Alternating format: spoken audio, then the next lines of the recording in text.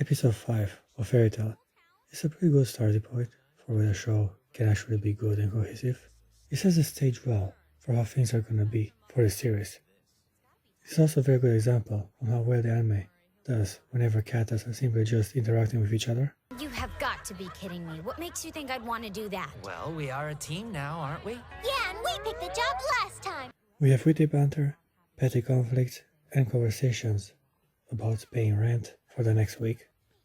And I can't let myself forget that rent's gonna be due next week. I guess I better find work too. It is so cool and thematic to have such mundane aspects of everyday life take center stage in a guild of powerful wizards. I enjoy the atmosphere and the world building in the series. Girls really fall for this? You're not a celestial wizard, are you? Sure, Fairy Tail simply copies whatever is trending at the time, and as of 2009, Naruto was the hottest anime on the market. Therefore, Fairy Tail introduces a guild system and a government with leaders as Hokage, I mean guildmasters. Then there's the different guildmaster leagues, which are local groups who work together, which is a pretty stressful job. So yeah, it is nice to see them try really hard to be cool and complex, while also exposing the obvious silliness of the series. And then the guys in black would show up. That was almost too easy. Lucy is still the best aspect of the show. She keeps on introducing us to various aspects of the anime, and there couldn't be a better way for me to immerse myself than through her clumsy and innocent perspective. We picked you because you're so nice. Hey, Lucy, I wouldn't stay with those losers if I were you. We get a simplistic way of life, with guilds that are good and happy, and the ones that are bad and evil. A bit too childish, but it functions well enough for the story. They're the Dark Guilds. They've chosen not to join any of the leagues. They're the bad apples, and most of them are involved in magical crime. Wow. Yeah, I mean beautiful, superficial people acting dumb and petty all the time. It is somewhat believable. Your clothes, Gray? Jerk! Did you just call me a jerk, Dragon Boy? Having a whole society built around this silliness comes off as a bit of unbelievable, even for a fantasy anime called Fairy Tail. One for guildmasters. Every once in a while, they all get together to talk about the state of things. It's like the Magic Council, but not. It's kinda cool how Mirajane is the narrator of the story. She's a waitress, which gives her a lot of insight of other people's private life and also allows her to better familiarize herself with the guild structure and the political state of Fiore. It's important that we cooperate with one another, otherwise our system would fall apart.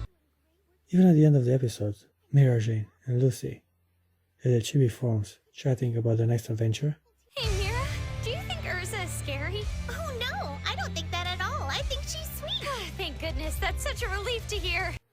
It's so cheap and funny, considering how hard the anime is trying to incorporate so many elements and cliché of other titles to make itself more accessible and successful in the community. There's something which bothers me, however. I mean, ever since the first episode, Mirajane was introduced as this hot underwear model, who is also a prominent wizard of Fairy Tail.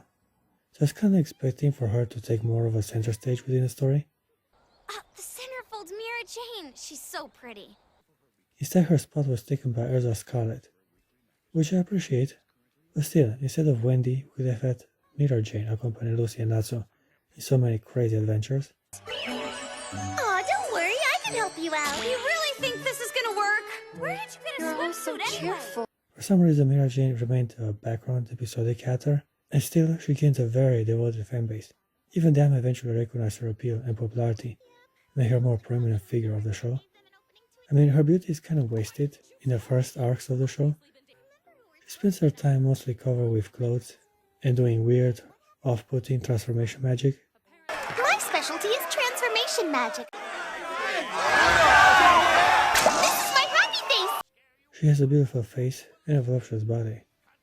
When I present these awesome features of her character right from the beginning, I mean, Fairy Tail has been doing it a lot with Lucy and Erza.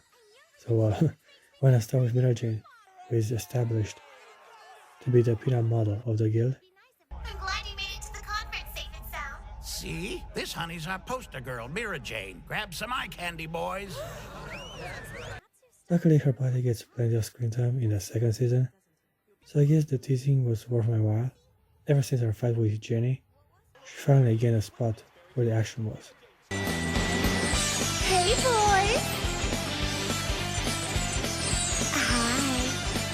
Luckily, as of now, she is handling the banter and is the quest giver for Lucy and her gang. Those two are gonna beat each other's throats when Erza's not looking, so I want you to be there to stop them, okay? Oh, me? Also later on, Mirajane starts teasing Lucy about her relationship with Natsu, which led to some pretty funny scenarios. Well, you never know. Natsu might have feelings for you. Anyhow, the basis about her kata is that she has a sister, and her rivalry with Erza. Let's fight like we used to back in the old days. But this time, I'm not holding back. Because there's no way I'm gonna lose to my lifelong rival. Speaking of which, the episode is called The Wizard in Armor, so basically Erza Scarlet. So I finally get to see what everyone is gossiping about. She's big enough for me. One thing we can all agree on is she is definitely that scary. Well, maybe a little scarier. Even though she has a scary reputation as a terrifying and dangerous warrior, it turns out she's rather gorgeous. I have returned. Where is Master Makarov? Wow, she's pretty. She might appear a bit tomboyish at the beginning, but the show quickly realizes they had a gold mine of opportunities with her. It makes Erza Scarlet clumsy, dorky, and even a bit silly. Unfortunately, it seems you still haven't learned your lesson. Erza is somewhat open about explaining her body to the audience, and her clueless, driven approach to life can leave even hardcore superficial dum-dums like Julia stunned with boredom. Now what do you say we go find Mest and Wendy? I'm the moon and Gray is the sun. Needless to say, Erza is into discipline and is commanding respect among everyone in the guild, even Makarov himself. Welcome back, Erza. The master's at a conference right now. I see. I enjoy this contrast of personality traits. On one side, Erza Scarlet is the role model of citizen, who is intelligent, beautiful, strong, and disciplined. I'll admit I could have exercised more restraint in our battle, but it's my duty to make sure you understand what it takes to be S-class. But on this side, she's a clueless, perverted, dumb bimbo, just like Lucy. I'll take this. Oh, you can take whatever you want! At one point in the series, she even makes the palace herself while exposing the hypocrisy of their katas.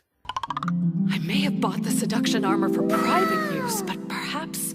I am not Lucy! I have a warrior's pride! This is why I love Fairy Tail. It is silly, dumb, and completely uncohesive with the kata traits they try to establish.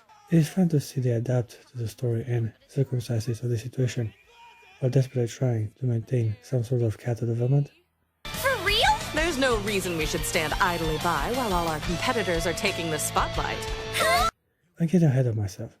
It turns out that Shikamaru from the Dark Guild Eisenwald has this magic occult-looking flute, and he wants to do evil, bad person stuff with it. Again, this is some shitty attempt for a story arc, but it basically functions as merely a way to introduce Erza in Fairy Tail's strongest team.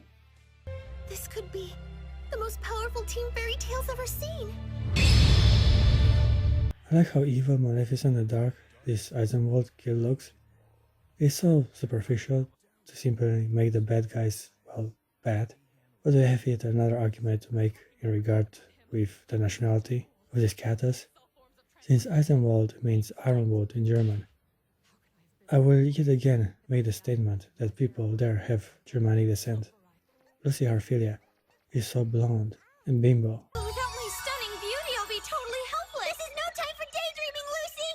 But Erza is also called Titania, the queen of fairies, and looks like a Valkyrie.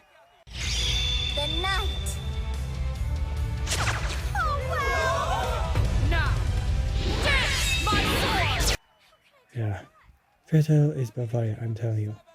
Something else that gets built upon in this episode is the rivalry between Gray and Natsu. Mouth breather! At least I'm not a coward. You're a spineless wimp! Looks like they're at it again. Now, this was kinda teased before in the first episode and the fourth one, but now it is official as they simply don't get along no matter the situation. Except of course when Erza is around and they have to act all friendly and nice towards each other. Are Natsu and Gray here? Oh, hey there, Erza. We're just hanging out like good friends tend to do. But since rivalities are hot in shonen anime, having a brooding brunette be the antagonist of the main kata is another cliché Fairy Tail took straight from Naruto. At least there is no real drama between them. They simply hate each other for being pretty unsuccessful.